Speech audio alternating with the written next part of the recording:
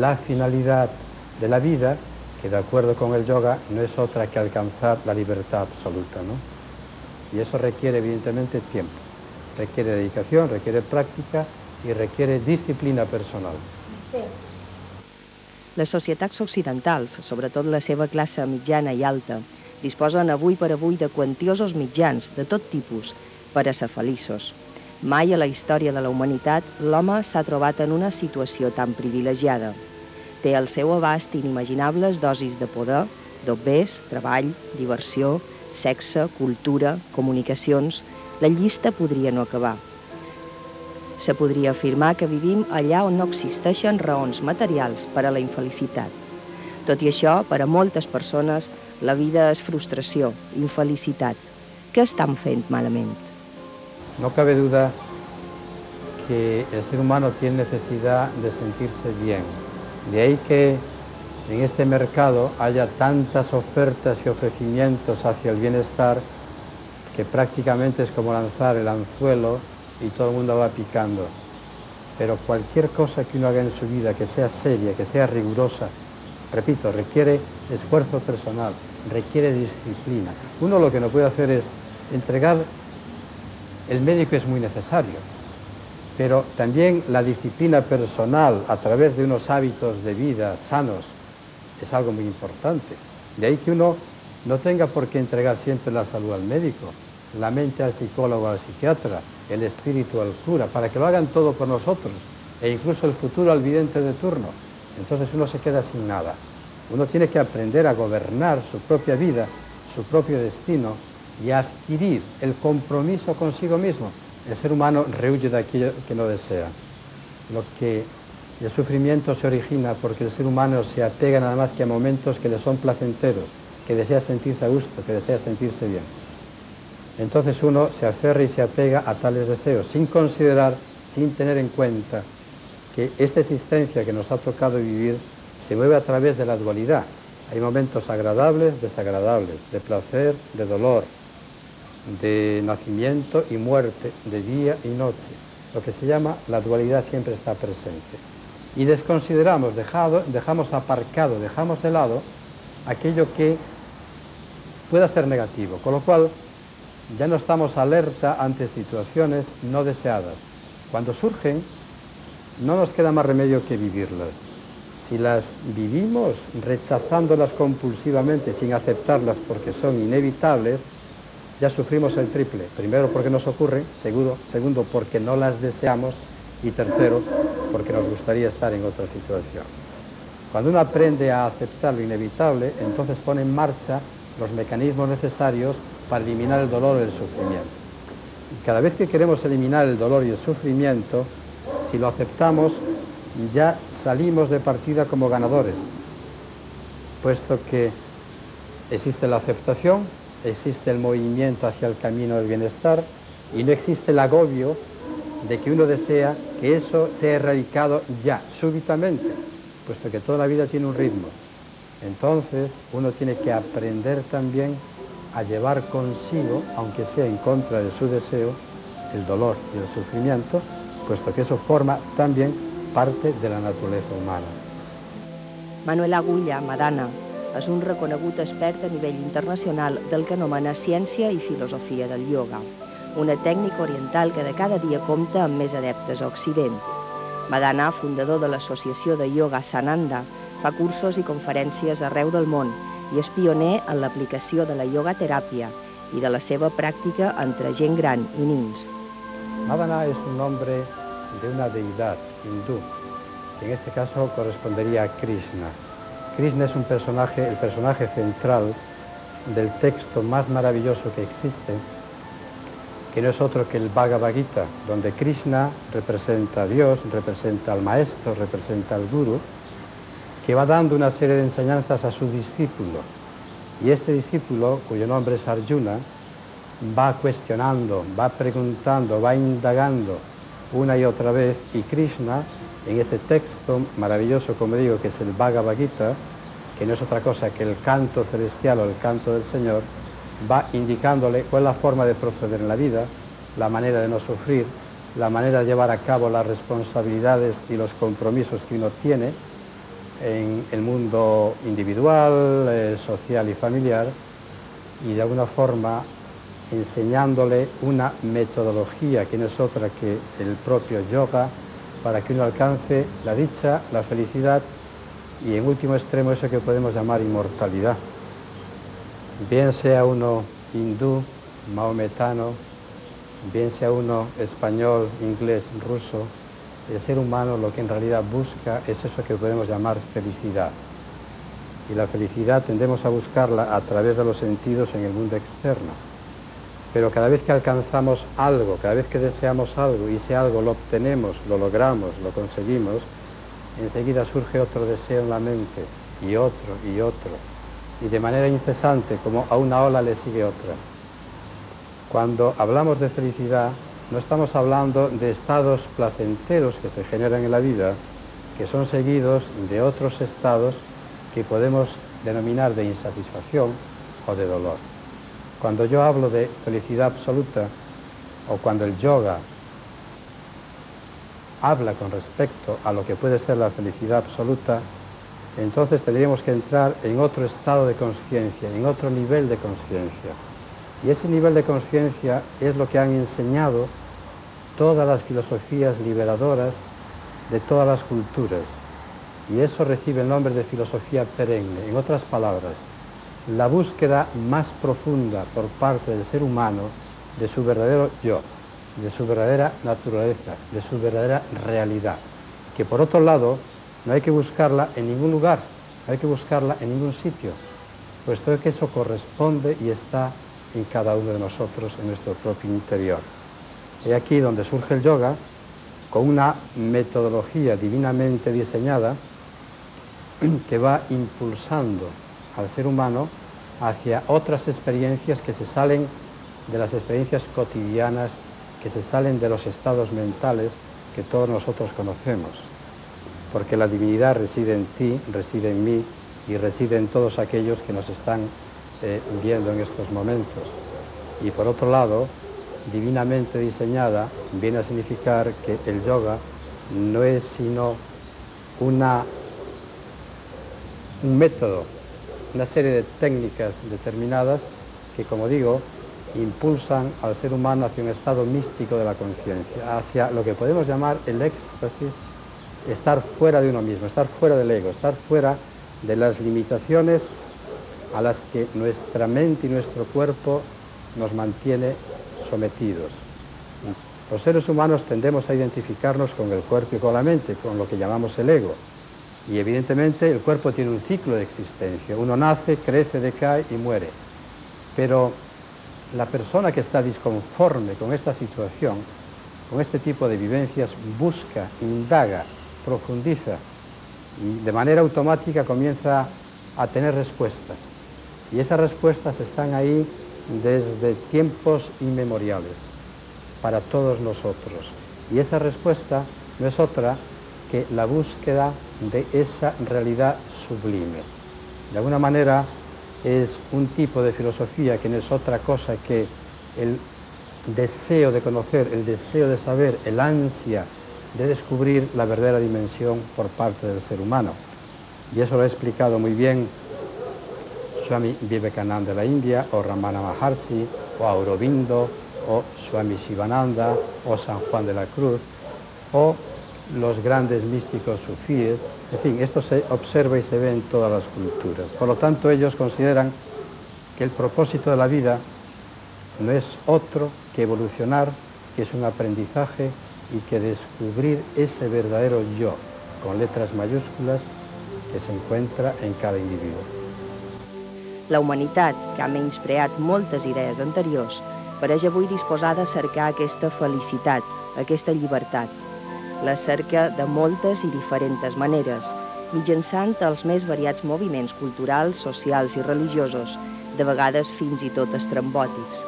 Però el tema de la disciplina és un altre. Així doncs, podríem afirmar que el yoga és una cosa per a pocs. Bueno, tendría que citar aquí de nuevo este texto, el Bhagavad Gita. Krishna dice a Arjuna, de los 1000 que me buscan, solamente uno continúa en el camino. De los 1000 que continúan en el camino de esta búsqueda, solamente uno llega a conocerme, ¿verdad? Eso significa que efectivamente es un trabajo arduo, es una lucha contra la propia naturaleza del apego y del deseo que se genera en todos nosotros, tratando de satisfacer nuestros deseos egoístas. Y digo que esa disputa y esa lucha surge a través, en principio, de la entrega, del desapego, de la tolerancia, de la benevolencia, de la compasión, de la disciplina personal en esa búsqueda, y eso, evidentemente, requiere una lucha interna profundísima. De ahí que se diga que efectivamente es para muy pocos. Los seres humanos vivimos condicionados por el deseo. No cabe duda que el deseo es ausencia de plenitud, puesto que si estuviésemos plenamente satisfechos, no tendríamos necesidad de desear. Nosotros nos sentimos muy condicionados por tales deseos, cualesquiera que sea. El deseo de ser feliz, el deseo de no sufrir, el deseo de no tener temores, el deseo de no tener conflictos, pero es que en realidad todo eso forma parte de la naturaleza de la mente humana.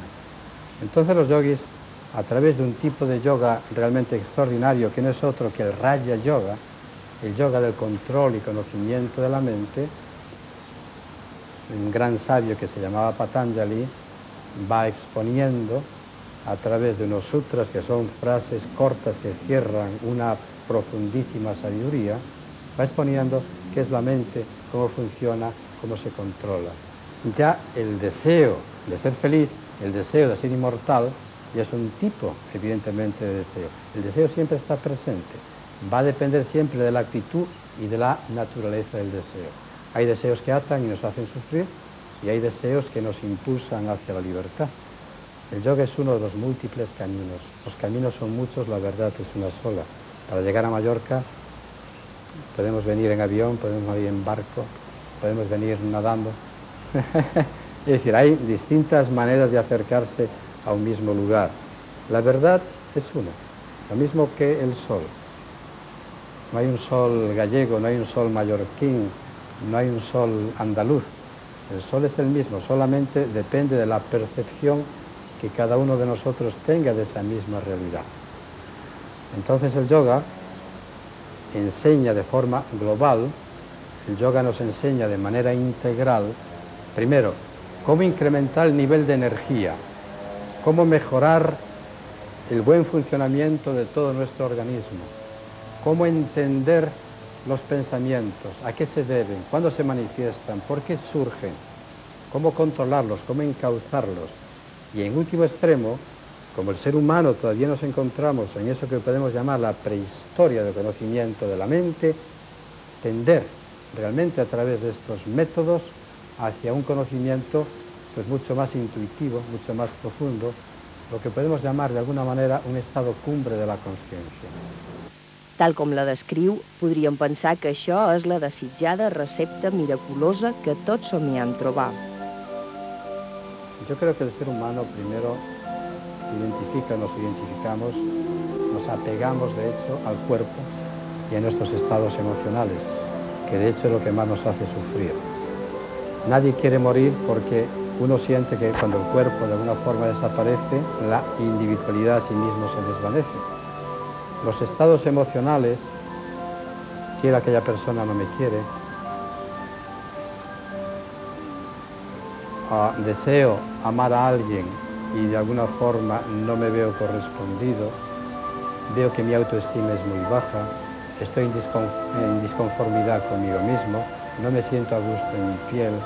El ser humano está sometido a la dictadura de sus estados mentales y gira en torno a sí mismo una y otra vez. Y es muy difícil salir de ese círculo un tanto envenenado. De ahí que haya que abrir una brecha, y esa brecha se abre primero en el yoga, que es un método muy científicamente desarrollado, nos enseña que hay una base sólida, que es una serie de principios éticos y morales. Luego hay que cuidar el cuerpo. Y hay 5 principios que son muy importantes para un perfecto estado de salud psicofísico. Primero, todos tenemos que respirar. Respirar es vivir, vivir es respirar. Hay una serie de métodos de respiración, que se llaman pranayama, bueno, múltiples métodos para incrementar la energía vital. El pensamiento requiere energía justamente para que se genere, para que se produzca, para que se proyecte, lo que se llama el poder de la mente. Y ese pensamiento es alimentado, de acuerdo con los yogis, por el prana. De la misma manera que lo que nos ven tienen el televisor conectado. El televisor es el cuerpo y está conectado a la red eléctrica para que tenga vida. Pues esa vida en nosotros no es otra que ese prana, esa energía vital. Y lo obtenemos a través de la respiración. Asimismo es importante mantener el cuerpo en perfectas condiciones, bien articulado, los músculos fuertes, poderosos, flexibles, todos los órganos internos funcionando a la perfección, un estado de salud óptimo. Y eso lo conseguimos a través de un ejercicio físico realmente extraordinario que, ejecutado de manera inteligente, son lo que se llaman las asanas o posturas de yoga, que actúan tanto sobre el cuerpo como sobre la propia mente. Luego tenemos necesidad de alimentarnos, de lo que uno come en eso se convierte. Yo abogo por una dieta natural, a ser posible exenta de carne y pescado. Yo al menos sí soy vegetariano. Y luego, evidentemente, tenemos que disciplinar y aprender a manejar aquello que nos hace sentir, que nos hace vivir, que nos hace pensar, que nos hace reflexionar, que es la propia mente. Y eso se logra a través de técnicas de concentración y de meditación. Si tenemos en cuenta estos requisitos, no cabe duda que no hace falta morirse para ir al cielo, que uno ya vive en el paraíso aquí ahora. Bueno, no hay beneficio sin sacrificio y todo aquello que queramos lograr requiere de una continuidad y de un esfuerzo. Y eso va a corresponder a la motivación y el interés de cada quien o de cada cual. Por ejemplo, puede haber personas que se dedican a una búsqueda muy profunda de manera inteligente y no compulsiva. Entonces, estas personas con seguridad van a tener éxito, puesto que no rechazan lo que la vida le ofrece, sino que deciden tomar un camino, tomar una dirección. Hay personas que se despierta la imaginación y se trasladan a un mundo idílico, imaginado por sí mismo, para salir de la realidad que no soportan. Bueno, pues esto sería una conducta realmente de naturaleza psicopatológica, lo cual no es recomendable. Y hay personas que, bueno, pues pueden practicar métodos de yoga para simplemente sentirse mejor, o eliminar el estrés, o la angustia, o la depresión, que no cabe duda que estos principios o estas prácticas son de gran ayuda. El ser humano tiene prioridades en su vida y de acuerdo con la prioridad, con la importancia que le da algo, ese algo trata de obtenerlo y de buscarlo. Pero también vivimos en una sociedad muy condicionada en lo que respecta al pensamiento y en realidad tenemos poca capacidad de reflexión. De lo que sí somos conscientes y nos damos cuenta es cuando nos sentimos mal, cuando estamos a disgusto, cuando en realidad notamos que nos corroe la ansiedad, la angustia o, por ejemplo, la depresión. Nunca ha habido mayor cantidad, digamos, de psicopatologías, de estados mentales que generan en el individuo una gran insatisfacción que en nuestros días. Porque efectivamente podemos haber avanzado tecnológicamente de manera extraordinaria, pero a nivel personal, a nivel interno, a nivel de crecimiento personal, eso es lo que nos falta. Y entonces hay que comenzar, o más bien, más que comenzar, a aprender a combinar lo que es la vida cotidiana, de alguna forma, y lo que es el profundizar y enriquecerse internamente. Y esto se define muy bien como la flor de loto. La flor de loto está en el agua, pero no se ve afectada porque al mismo tiempo está sobre ella. Pues la persona que es medianamente sabia está en el mundo, participa del mundo, lleva a cabo sus funciones, sus labores, pero al mismo tiempo busca tener una perspectiva distinta a aquello que los propios sentidos y la propia mente le conceden, ¿no? El yoga puede ser practicado desde un recién nacido, inclusive estando en el vientre materno, hasta un joven de 150 o 160 años. Y primeramente uno no tiene que pertenecer a ningún grupo religioso, uno no tiene que pertenecer a ninguna secta. Simplemente uno tiene la necesidad de sentirse bien. Y el yoga tiene unos elementos y unas herramientas que pone a nuestra disposición para sentirnos simplemente bien. El que luego uno desee indagar o profundizar en una filosofía donde de alguna manera trata de darle a uno respuestas a las preguntas. ¿Qué es la vida? ¿Por qué yo he nacido y he venido a este mundo con unos padres determinados cuando en realidad yo no les he pedido permiso? ¿Por qué tengo que morirme algún día? ¿Qué ocurre después de la muerte? ¿Por qué quiero ser feliz y sin embargo nunca lo logro? Siempre coloco la felicidad en mañana, cuando esté en tal o cual lugar, en tal o cual circunstancia seré feliz. Y siempre hay como un mañana y uno se olvida de vivir momento presente, momento maravilloso en el aquí y en el ahora. Ahí es donde está la libertad y la inmortalidad, puesto que la mente oscila entre el pasado y el futuro y uno pierde de vivir lo único que posee, que es el momento presente, el aquí y el ahora. Cuando uno aprende a colocar la mente en aquello que está llevando a cabo en ese mismo instante, se dará cuenta que goza de mayor libertad, porque desaparece de su mente la inquietud del pensar en el mañana. ¿Qué me ocurrirá? ¿Qué me sucederá? ¿Será bueno o será malo? ¿Viviré de tal forma o de tal manera? Es decir, uno establece un estado mental que proyecta hacia un futuro imaginado inexistente, ¿no? Por lo tanto, el aprendizaje no es otro que el estar presente. Cuando uno cepilla los dientes, está presente. Cuando uno come, come. Cuando uno camina, es consciente del caminar. Cuando uno habla, de lo que dice. Y entonces es traer la eternidad al momento presente. Cuando hablamos de inmortalidad, pues, en fin, tendríamos que explicarnos con mayor profundidad quizá, pero todo lo que existe en este universo está sometido al cambio, es efímero, es pasajero, no permanece, es impermanente. Los pensamientos son impermanentes, los deseos son impermanentes, el cuerpo es impermanente. ¿Qué es permanente? Aquello que no es impermanente. ¿Y cómo logra uno aquello que es eterno, infinito? Pues es inexplicable, porque desde una mente finita y limitada no se puede expresar y explicar lo inaprensible. Y cuando una persona aprende a ejecutar correctamente la postura con un profesor o profesora competente, no hay en absoluto ningún peligro. Y de todas maneras hay diversidad de criterios y opiniones con respecto a distintos movimientos o a distintas terapias. Un osteópata sabe mucho de osteopatía y posiblemente muy poco o nada de yoga. Simplemente hay que entender que el practicante de asanas, en este caso, dentro del Hatha Yoga, hay un tipo de yoga que se denomina Hatha Yoga, que es el yoga del poder, el yoga de la energía, al cual corresponden las asanas y otras cosas más, ¿no? Bueno, pues estas posturas son realizadas por la persona de acuerdo a sus posibilidades. No todo el mundo tiene las mismas posibilidades. Hay estudiantes principiantes de yoga, hay intermedios, hay avanzados, hay superavanzados, y efectivamente, pues un atleta olímpico ha entrenado muchísimo, y una persona que hace footing los fines de semana lo hace de una forma distinta, ¿no?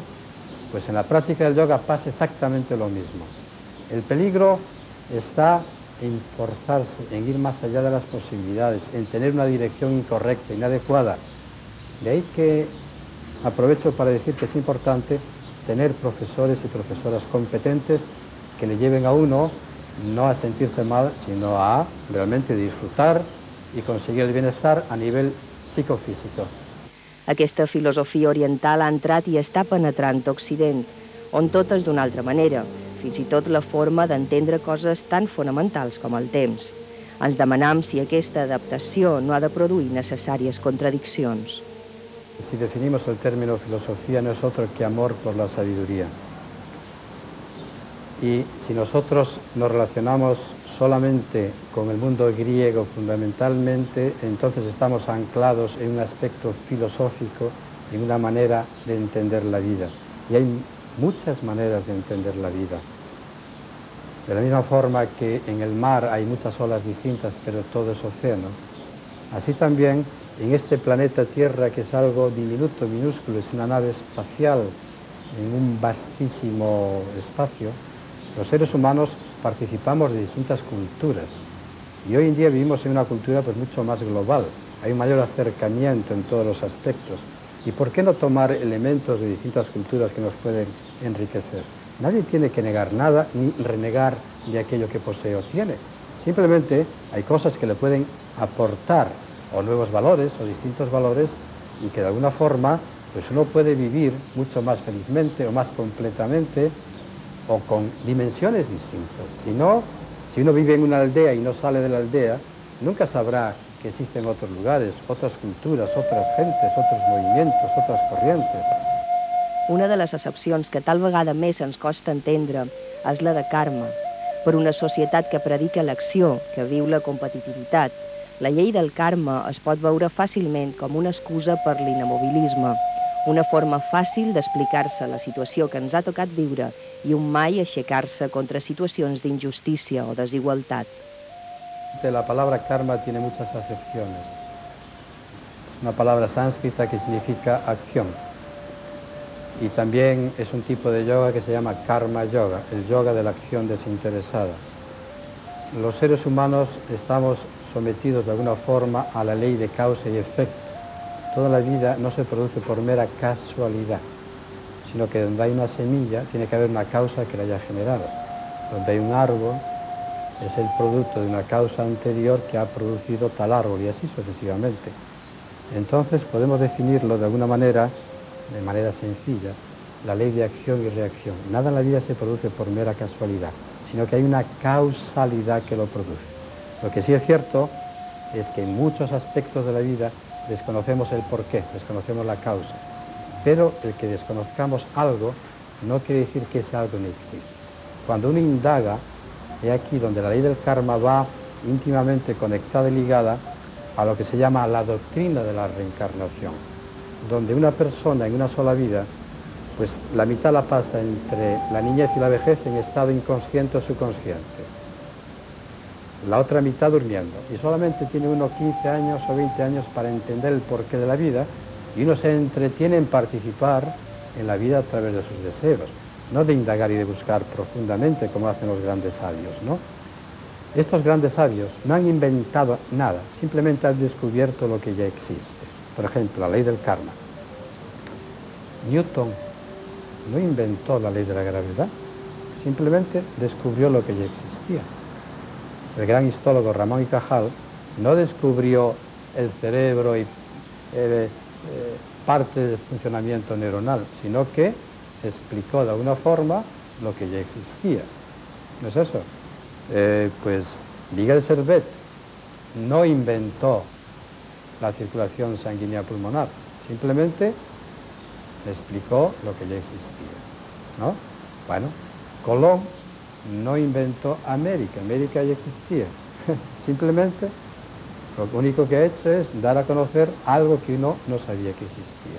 Los grandes maestros del yoga, a través de una búsqueda profunda en su interior, han descubierto otras leyes que rigen el universo, como pueden ser esta, la ley del karma. Han descubierto otros estados mentales desconocidos para el ser común como cualquiera de nosotros. Y entonces lo han explicado, lo han expresado. No es que lo hayan inventado, sino que es algo que ya existe y lo dan a entender, lo dan a conocer.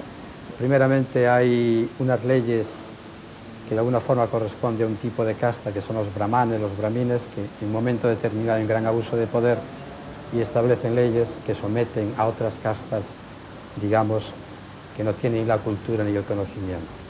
Pero la India nada es inamovible. La India es el país más vivo, más dinámico que yo puedo conocer, y conozco muchos. Está en constante agitación, en constante movimiento.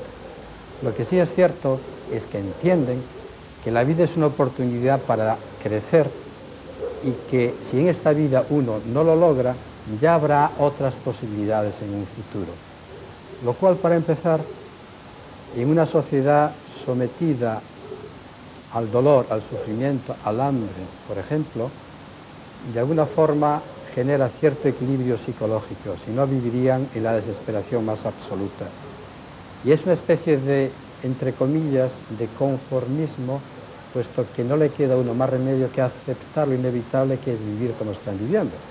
Pero la India sigue empujando en lo social y en lo económico, y sus leyes van reformando, evidentemente, una cultura pues atávica y muy ya lejana en el tiempo y en el espacio, y se va acercando a unas vivencias más cotidianas, que hay unas mejoras y una gran reforma social en el campo de la medicina, en el campo de la higiene, en el campo de la cultura, de la enseñanza, en el campo del trabajo, etcétera, ¿no? O sea, hay una India dentro de 10 años será uno de los países punteros a nivel mundial.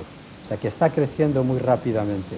Ahora bien, lo que sí entienden es que la vida es una oportunidad para crecer, como he dicho antes, y al mismo tiempo ir acercándose a esa cultura milenaria y conocimiento que ellos poseen, y sigue las enseñanzas de sus maestros. Quien diga que se puede curar cualquier cosa es un error. Puede haber enfermedades que remiten de manera espontánea, por ejemplo. Lo que sí es cierto es que, motivado al gran poder de la mente, de alguna forma uno puede modificar aspectos que tengan que ver con su organismo. Y evidentemente hay aspectos de naturaleza mental, puesto que la enfermedad está más en la mente, que es la que nos hace captar, percibir, vivir. La vida no es otra cosa que la expresión de la personalidad de cada cual. Nada es bueno o es malo, depende cómo uno lo perciba. Hay personas que una misma circunstancia la viven de forma totalmente distinta. Para unos es un gran sufrimiento y no lo abandonan en el resto de sus días, y para otra persona la misma situación es una maravillosa oportunidad que la toma como un reto para cambiar cosas en su existencia. Entonces, no son tanto las circunstancias que existen a nuestro alrededor, sino nuestra forma de modificar y de generar circunstancias que consideremos no sean favorables. El viento sopla. Aquí en Mallorca, cuando uno navega, no importa por dónde sople, si sopla a favor, mejor que mejor. Y si no, un experto navegante sabe cómo mover su nave en cualquier dirección. La persona que tenga la capacidad de navegar por la vida de forma inteligente, y el yoga le acerca a uno. El yoga es el cursillo imprescindible, necesario para que cada persona aprenda a vivir.